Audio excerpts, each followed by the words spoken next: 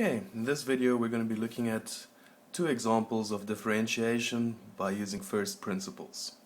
Okay, so that's our formula for the first principles, which we derived in another video in the definition of a differentiation. Okay, so we get given the function f of x equals x squared plus 4, and we get asked to find the derivative of it.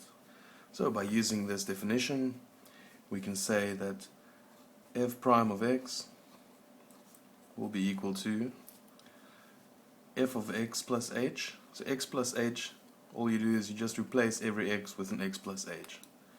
Okay, so that'll be x plus h squared instead of x squared plus 4 minus f of x, and that is your f of x.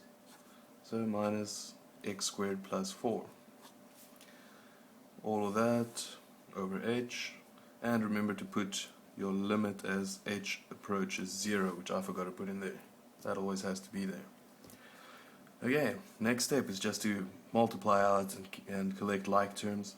So this is then equal to the limit as h approaches 0 of multiplying out this bracket will give us x squared plus 2xh plus h squared plus 4 minus x squared minus 4.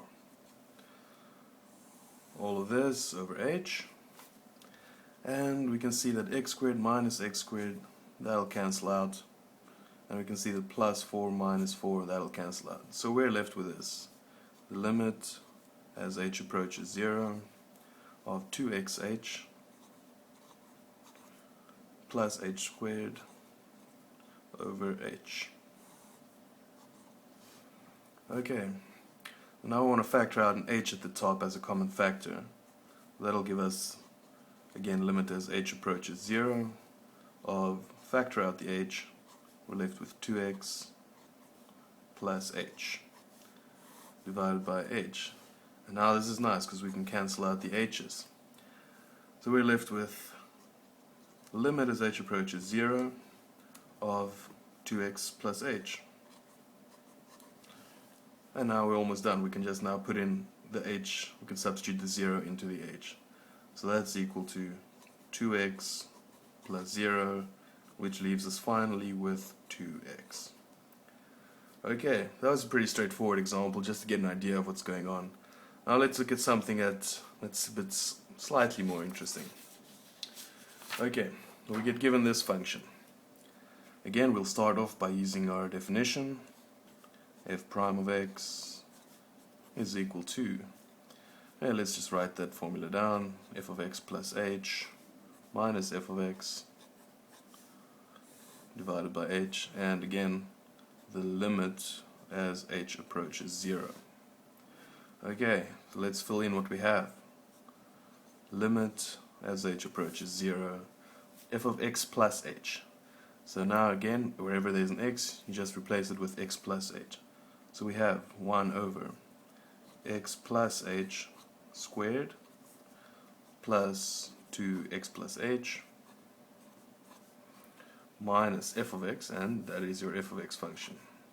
So 1 over x squared plus 2x. Okay, all of that over h. So now we want to multiply out these brackets and okay, that's equal to, again, limit as h approaches 0. Let's multiply out this bracket. That'll give us 1 over x squared plus 2xh plus h squared plus 2x plus 2h, removing those brackets, minus 1 over x squared minus 2x. Again, still all over h. That will give us limit as h approaches 0. But now we want to get at the top. We see we've got some interesting fractions here. So what we want to do is we want to get all of them over the same denominator so that we can add them and have one term at the top. The common denominator here would be the denominator of this fraction multiplied by the denominator of that fraction. So our common denominator would be x squared times x squared plus 2xh plus h squared So that's the denominator at the top here. Now to see what a numerator would be, this fraction had to be multiplied with x squared. So we just multiply the numerator with x squared. This number here, 2x, well, first of all, 2x minus 2x, that cancels out. Makes life a bit easier and a bit quicker. So 2h, we could have said that was 2h over 1. So we had to multiply this fraction by this whole denominator.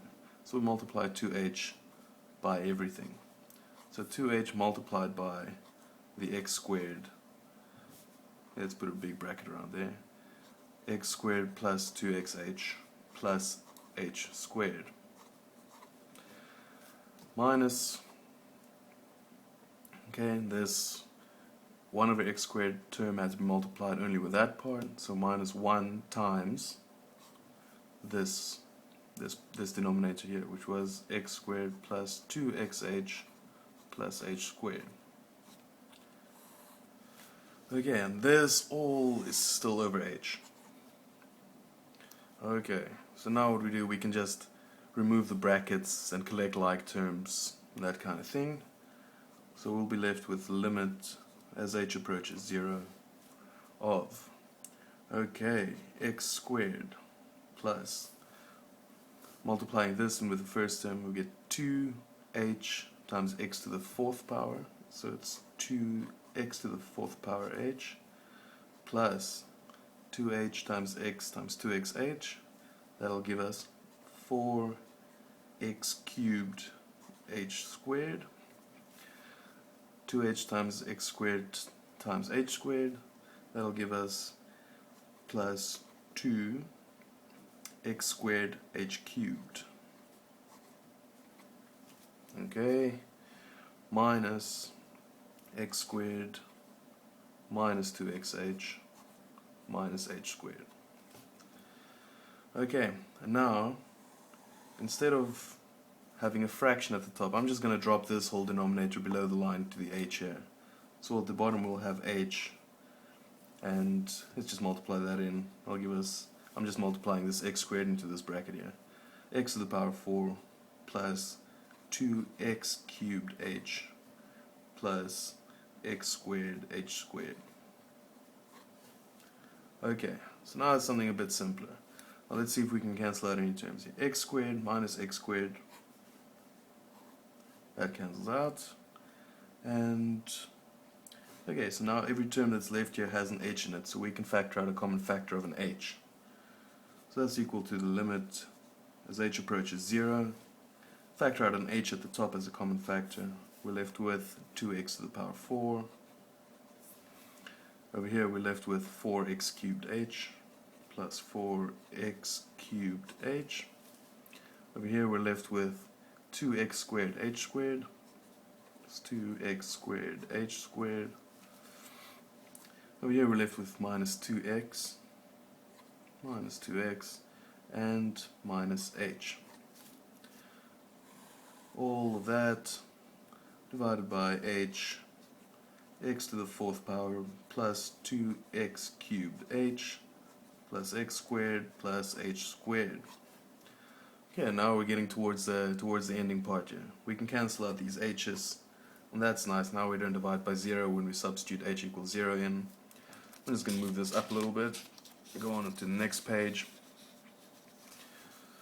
Okay, so what we can do now is we can say we're left with just this part. H's have been cancelled out.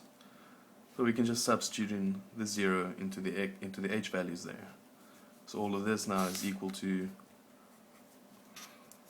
2x to the 4th power plus 4x cubed times 0 plus 2x squared times 0 squared minus 2x minus 0. All of that divided by substituting in the zeros at the bottom. X to the 4th power plus 2x cubed times 0 plus 0 squared. Sorry. Why is that?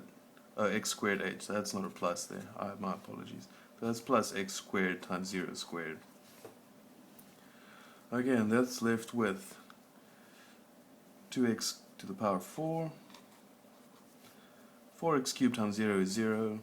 This term becomes a 0. That becomes a minus 2x. And that is just a 0. At the bottom we've got x to the power 4. Plus that term becomes 0. That term becomes 0. So that's what we're left with. Now we can just simplify that a little bit and split it up into two fractions. That's 2x to the power 4 over x to the power 4 minus 2x over x to the power 4. Well, we can see we can cancel out those two. Over here we can cancel out that x, and this becomes to the power 3. So our final answer that we're left with is just a 2 minus 2 over x to the third power. That's just a bit of more tricky algebra, but the concept remains straightforward. All you have to do is apply a basic formula there.